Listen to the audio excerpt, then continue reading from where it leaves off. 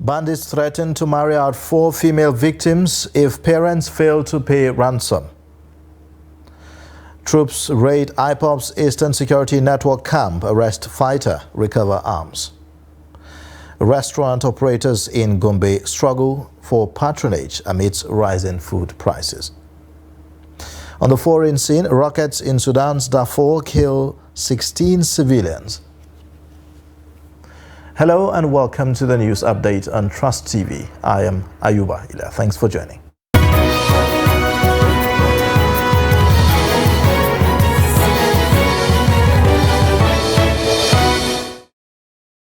We'll begin with security matters. 4 female students of the Zamfara State College of Arts and Science abducted by suspected terrorists 6 months ago are begging the state government to ensure they secure their freedom from the hands of their abductors. The abductees made the plea in a second video released by terrorists where they cried out saying that their abductors are threatening to marry them out if their parents fail to pay 12 million naira ransom. The victims also said that their abductors gave their families 1 week to do so, else they will marry them out. We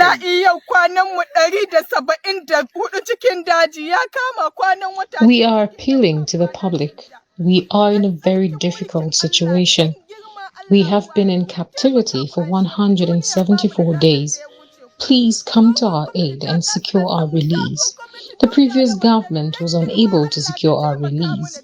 We are calling on the administration of Dauda Lawal Dere to help us. I am an orphan and I have no one to help me. Our captors have threatened to marry us out in the next 1 week. Please help us. Please, Governor Dauda, help us so that we are not married out. You are our only hope now. Please do something. Our parents and family don't have money to pay for our release. Please do something. The victims were abducted in January 2023 along Birnim Magaji Kauranamoda Road in Zamfara State, northwest Nigeria, while they were returning from a wedding ceremony. Meanwhile, troops of Operation Hadarin Daji deployed at Forward Operating Base Faru community in Maradun local government area of Zamfara State have neutralized 4 suspected terrorists. The troops, upon receiving credible information on terrorist intent to attack Bagabuzu village, swiftly mobilized to the general area and engaged the suspected terrorists in a gunjul and denied them access to the villages. During the encounter, 4 of the suspected terrorists were neutralized, while others escaped with gunshot wounds. The troops recovered 1 general-purpose machine gun, 1 FN rifle, and 123 rounds of special ammunition from the terrorists after repelling the attacks on the villages. The General Officer commanding 8th Division of the Nigerian Army, Sokoto, and Commander Joint Task Force Northwest Operation Hadarin Daji, Major General Godwin Mutkut, commended the troops for resilience, gallantry, and sustained onslaught against the terrorists in the zone. Staying with security matters, members of the proscribed indigenous people of Biafra, IPOB, in the early hours of Saturday fled their various camps in some forest in Asaba, Delta State capital, following a joint raid conducted by troops of the Nigerian military and the operatives of the Department of State Services.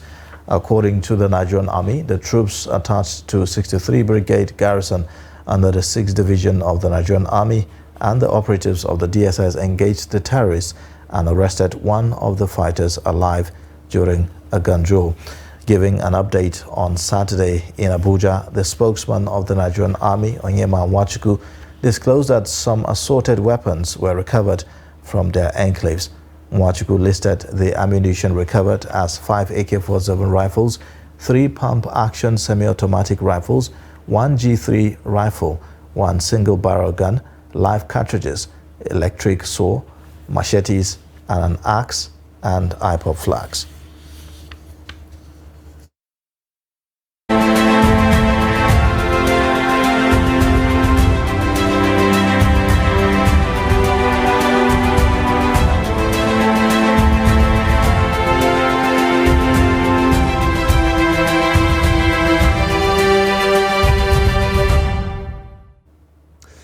On economic matters, amidst rising food prices, restaurant operators in Gombe State struggle to sustain their business in the wake of high cost of production and low turnout of customers.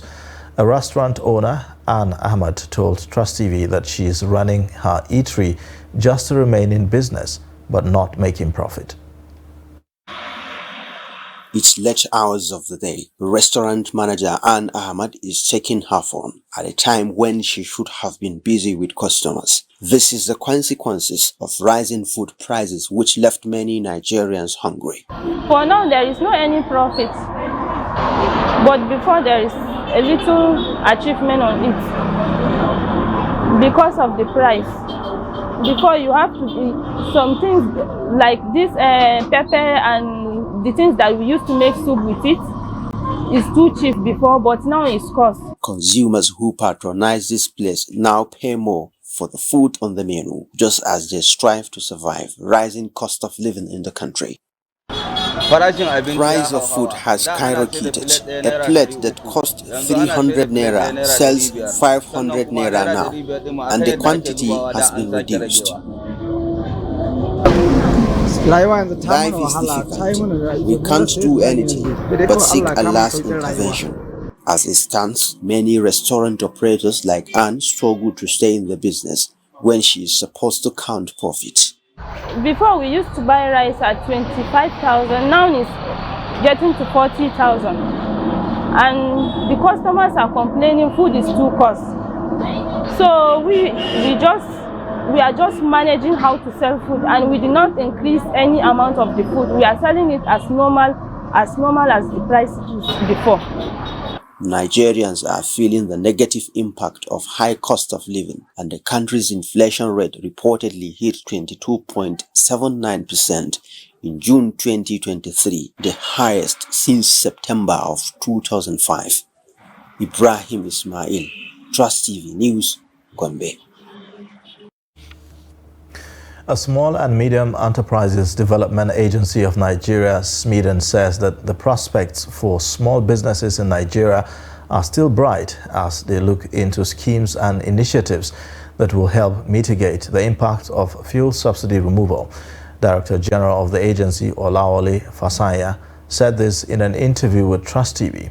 Chamundabe reports. The recent fuel price increase from 195 to 540 and lately 617 naira per litre has not only put a dent on the purchasing power of Nigerians, but has further put a strain on struggling SMEs in the country. Businesses have been forced on multiple occasions to review their prices upwards in order to meet up with Nigeria's harsh economic realities. Amidst their expected struggles, the Director General of the Small and Medium Enterprises Development Agency of Nigeria, SMEDAN, Olawale Fasanya, encouraged entrepreneurs to stay steadfast and employ innovation. You have to come together so that if you are sourcing raw materials together, it means you achieve economy of scale. If you are sourcing markets together, it means that you will be able to now, somebody wants to outsource 100 products. You don't have to be the only one. You can bring 25, 4 people can come together to do the supply. You know, and that is why we came up with the common facility centers, where SMEs do not have to invest solely in providing energy. They don't need to invest solely in even the equipment they need for their production.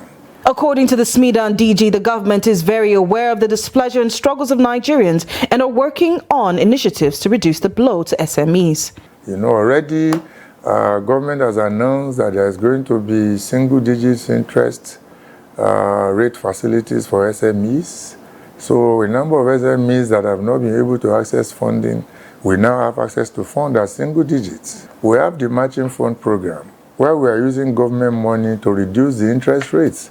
So when we match fund with banks, we use our own money to bring the interest rates down to single digits. So that it's part of government efforts to make sure that businesses are sustainable. I know there are also plans for the one-man businesses, the nano businesses, by way of grants and all that. These are some of the things that will be rolled out in the next few days. So I mean, let us hope for the best. Fasanya, while emphasizing the importance of SMEs to Nigeria's economy, encouraged Nigerian entrepreneurs to stay resilient, stating that their current struggles are temporary and the government is working hard to ensure stability for Nigerian businesses. Chamun Dabeng, Trust TV News, Abuja.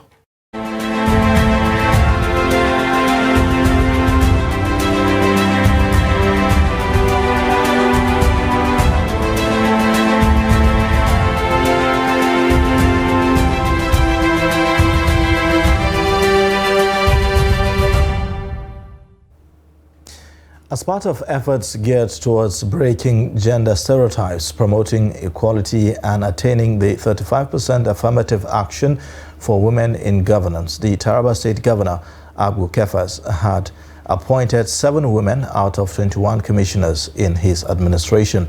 The action was informed by the National Gender Policy of 2006, which demanded that 35% of women be involved in all governance process. The report. The National Gender Policy advocated the 35% affirmative action in Nigeria since 2006 with the mission to eliminate gender inequality. In line with this policy, the Taraba State Governor Abu Kefas has attained 29% of women participation in his administration when he swore in 7 women as part of his cabinet, making him a trailblazer in this regard.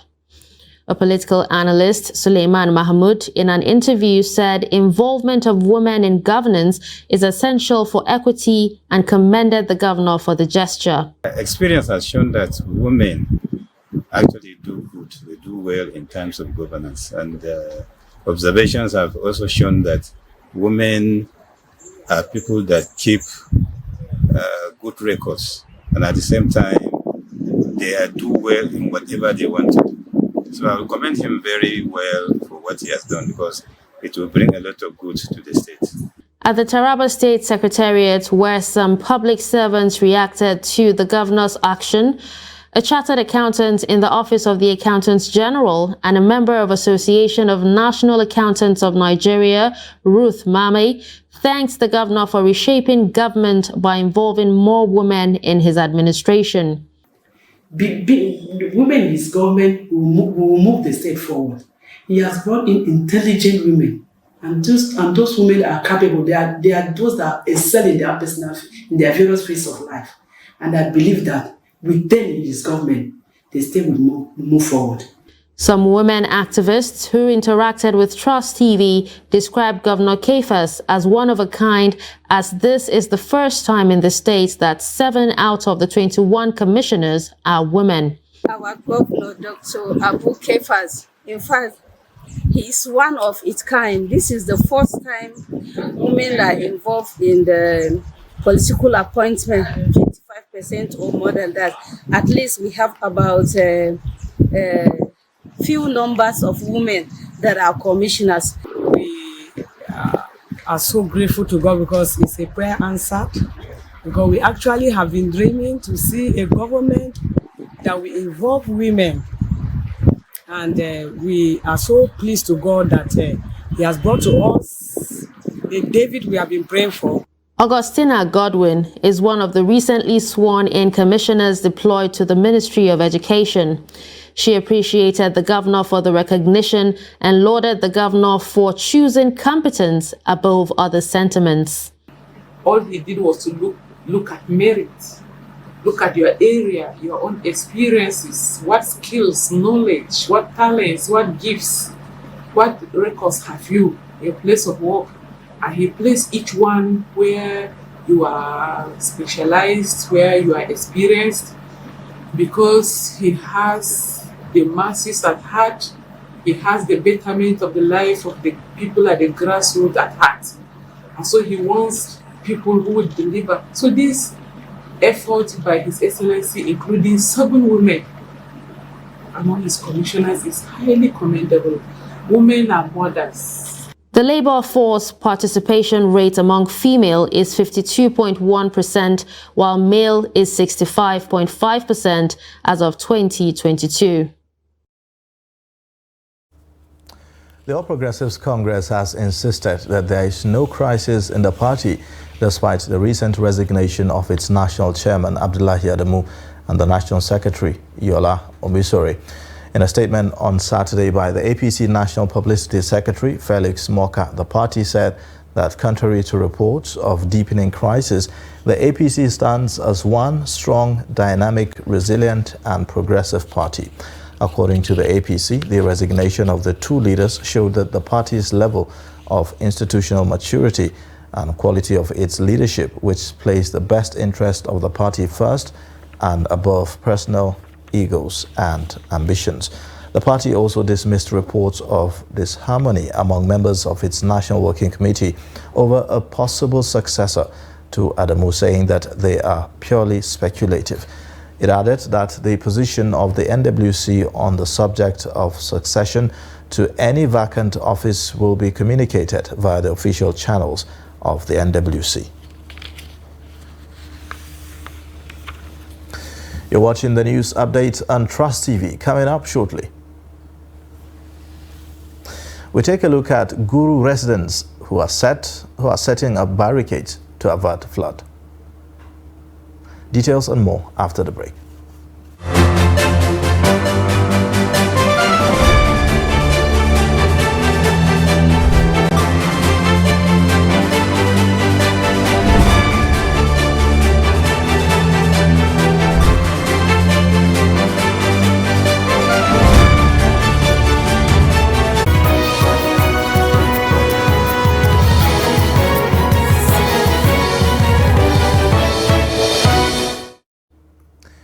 Welcome back. You're watching the news update on Trust TV. Here's a look at the top stories. Bandits threaten to marry out 4 female victims if parents fail to pay ransom. Troops raids proscribed indigenous people of Biafra Eastern Security Network camp. Arrest fighter, recover arms in Delta State. In other news, 11 local government areas of Niger State have been alerted by the National Emergency Management Agency, NEMA, to prepare for an impending flood this rainy season. Zainab Saidu, head of MENA operations of NEMA, in a statement said that predictions reveal that Mokwa, Shiroro, Lavung and Borgu local government areas are in the category of high flood risk areas in the state and are expected to experience high flooding within the months of July to November.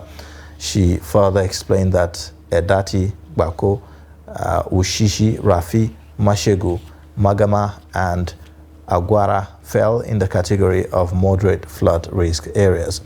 Zainab explained that Niger State had already started experiencing flood and windstorm in some of the areas, stressing the need for residents of the state to take serious precaution to avoid any further damage to properties and loss of lives. She advised residents of the affected local government areas to ensure that drainages are kept clean to avoid blockage of waterways and channels, saying that those living on floodplains and riverbanks should, as a matter of urgency, relocate to higher and safer grounds. According to the Nigerian Meteorological Agency, Yobe State is among the 8 states that will experience flood during this year's rainy season. Last year, hundreds of people were reported to have been displaced in many parts of the state, including Guru local government area, which was among the worst hit. In this report, Trust TV correspondent Idris Jibrin reports that residents are now working round the clock to set up barricades ahead of the anticipated flood. The report. Not until recently when they were rebuilt. These houses of Ongwar Barma in Guru local government area of Yobe State were completely destroyed during the last year's flood disaster. Many residents were displaced, their farmlands and businesses wiped out. So abaran gaskiya an fuskanci water flood. Last year we had serious flood around this area. It has displaced and destroyed so many houses. In fact, I know about 6 houses around these areas were completely destroyed, and up to today some of them have not even started rebuilding their houses. As NIMET predicted another flood in the state, these youth, with the support of local government authorities, are working round the clock to set up a barricade that will prevent flash flood from advancing to their homes. Over the years, flood disaster used to disturb us around these places, and most of the people could not even stay in their houses. They had to look for another place to stay. Therefore, this work we are doing is very important, which we hope it will help us to prevent flood this year. Drainages are being rebuilt by government to complement the community's collective effort of flood prevention. We have set up barricades all over Guru, and these barricades, we believe it will help us stop the flood from advancing to Guru town and then to people's houses. In fact, where the reservoir is, where the water used to gather, we are trying to evacuate that water to make sure that it's not staying there.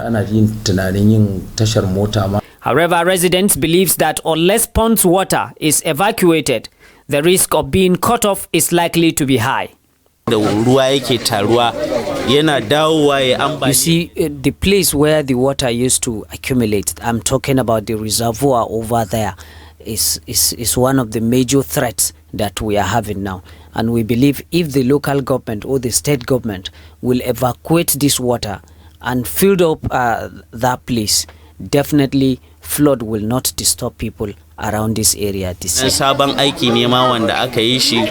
Although not completely, but most of the slums areas in Guru are being barricaded to effectively stop flood attack this year.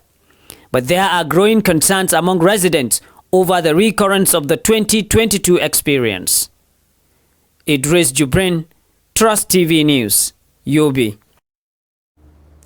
The National Agency for Food, Drug Administration and Control has raised alarm over what it calls the astronomical rise in illegal drug hawking and the use of harmful chemicals such as calcium carbide to ripen fruit. Director General of the agency, Moji Adeye, stated this in Ibadan during the Southwest Zonal Workshop for media practitioners. The DG, who was represented at the event by Leonard Omopariola, who is the Director Chemical Education and Research at NAFDAC, also sought the support of media practitioners in the campaign against drug hawking and ripening of fruit with calcium carbide in Nigeria. The report. It's a forum organized by the National Agency for Food, Drug Administration and Control, NAFDAC, for media practitioners from the Southwest region. The agency once again raised concerns on the looming danger and health implications of engaging in drug hawking and the increased cases of using calcium carbide in the ripening of fruits across the country. War. The DG NAFDAC has already declared war, and all of us in NAFDAC, and we are calling on all Nigerians to join in this vanguard, because if you patronize them, then you are also happy to promote the activity. So the warning to them is that they should desist from such unwholesome activity. Number one, it is illegal. NAFDAC says the menace of drug hawking and use of dangerous chemicals poses a serious challenge to the healthcare delivery system in the country, adding that this underscores its determination to totally eradicate the illicit trade through collaboration with journalists in order to bring down its message to the grassroots.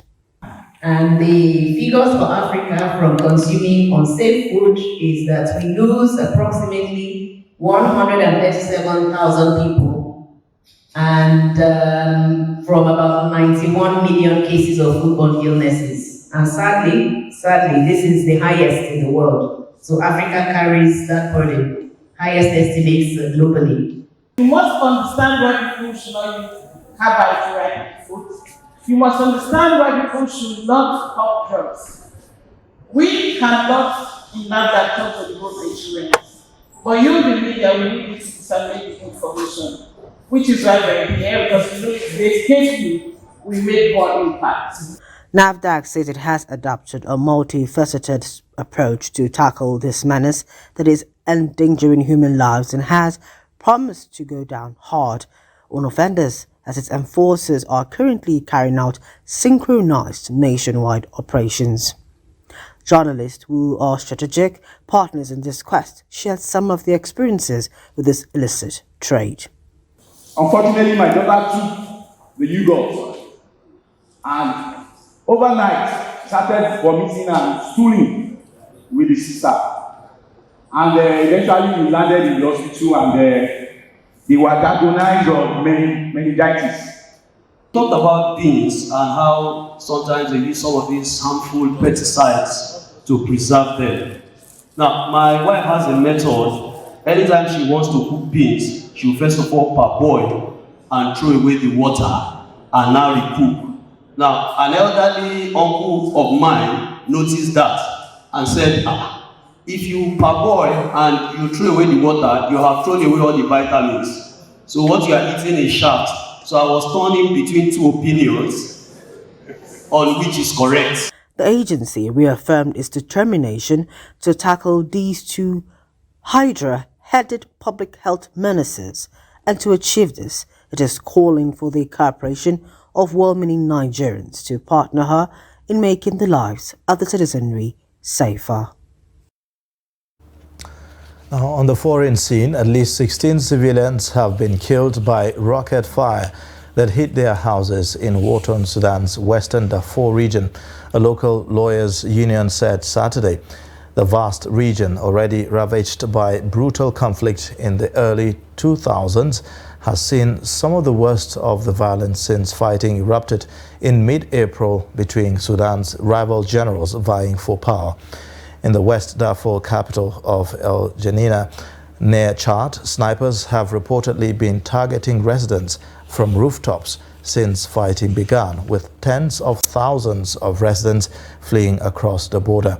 The war, which broke out in the capital Khartoum on April 15th and spread to Darfur later that month, has left at least 3,000 dead across Sudan, according to conservative estimate. And in sports news, the Nigeria Football Federation President Ibrahim Gusau has canvassed for an abridged 2023-2024 Nigeria Premier Football League season. Gusau disclosed this in a meeting with chieftains of the Nigeria Premier League Board and the Club Owners Association. He urged the league hierarchy to ponder on the suggestion. Eimba won the 2023-2023 NPL season after coming top at the Super 6 Championship playoffs in Lagos. And that's it for the news update. You can watch more via all our social media platforms and also on our YouTube live stream. I am Ayuba Ila. Thanks for watching. Bye for now.